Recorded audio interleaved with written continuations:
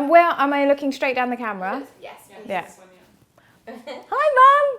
I'm on the telly.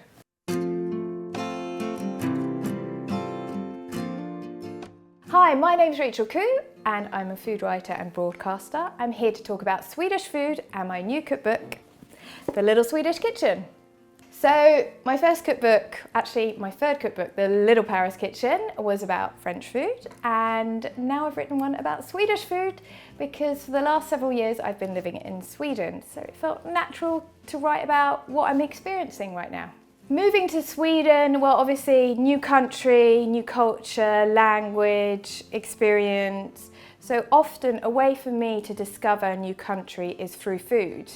I find it the easiest way to connect to people, easiest way to learn a language, because I'm really passionate about food. It wasn't easy at the beginning because winters are long, dark and cold, but the summers can be really beautiful. The long summer nights, the swimming in lakes, the foraging. It's very much about embracing nature and embracing what you have around you and making the most of it. The tradition of Swedish food, it all stems with husmanskost, which is Swedish for, literal translation is houseman's food.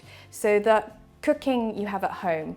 And because of the geographical location of Sweden, it's very far north, means short growing seasons. You can often, it's growing cabbage, potatoes, root vegetables. So you don't have a wide range of ingredients like, for instance, in France or Italy. You have to be very creative with a few ingredients, which I think is a very modern approach to cooking. And often those ingredients most people have at home. So it's simple cooking, just putting a little spin on it that you probably haven't thought about. Favourite Swedish dish? That's always a bit difficult, but one of my favourites has to be a good bun, obviously. A cinnamon bun or a cardamom bun, or I do a cream bun filled with a pistachio cream in the cookbook, so lots of different types of buns. Then I also really love this dish with a particular fish roe from the north of Sweden, from Kalix.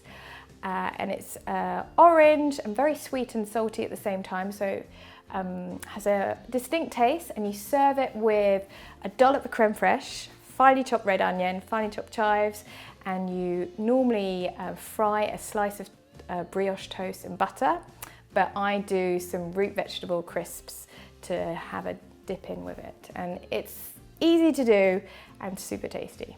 So to show you how great Swedish food is, I'm going to make a recipe from my latest cookbook, The Little Swedish Kitchen, which is a chilled cucumber soup with a beetroot yogurt granita.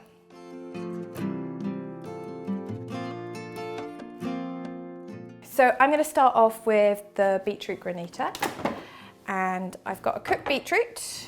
I'm going to add here some yogurt. In it goes. A little bit of seasoning.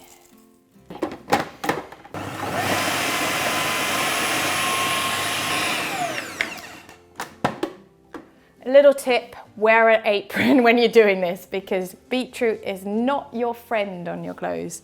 Okay, so the consistency you're looking for is like a smoothie basically. I'm gonna have a quick taste just to double check. Good. Right, in it goes. All right.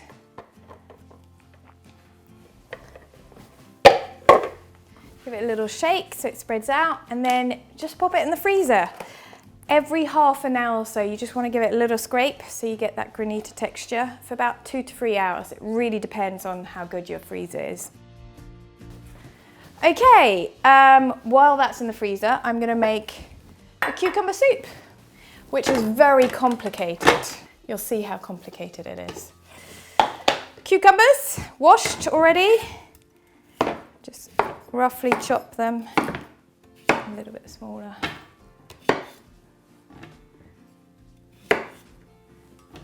And then, now, maybe I'll have to use the other food processor. All right.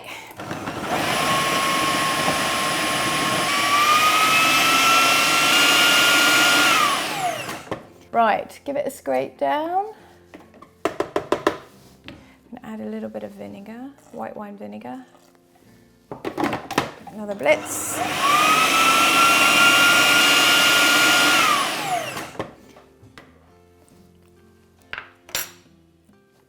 Good. All right, so that has to go in the fridge. You want to have it nice and cold. That's really important because if it's like room temperature, it doesn't have that refreshing quality. So when you come to put everything together, 5 minutes beforehand, you just want to prep a raw beetroot. I've peeled it already. If you want, you can wear gloves at this point. So you're making little matchsticks basically. So you slice it thinly and then you cut it into matchsticks. It's just going to add a little bit of crunch on top of your chilled soup. Okay, that will be enough. We only need a little bit. Right, let's bring everything together. So I've got my chilled cucumber soup and I've got my granita. So it's quite easy. You just grab a fork. You can see I've got a bit. And you just do some scraping.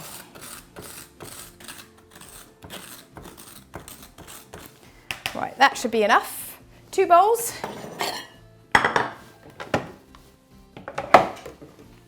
Pour a little bit in there.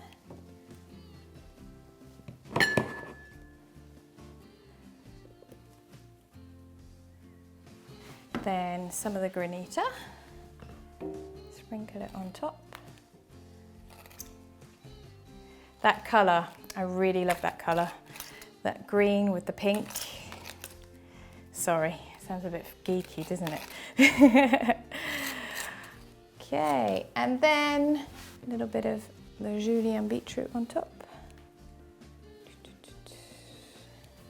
And a couple of bits of dill. Finishing touches.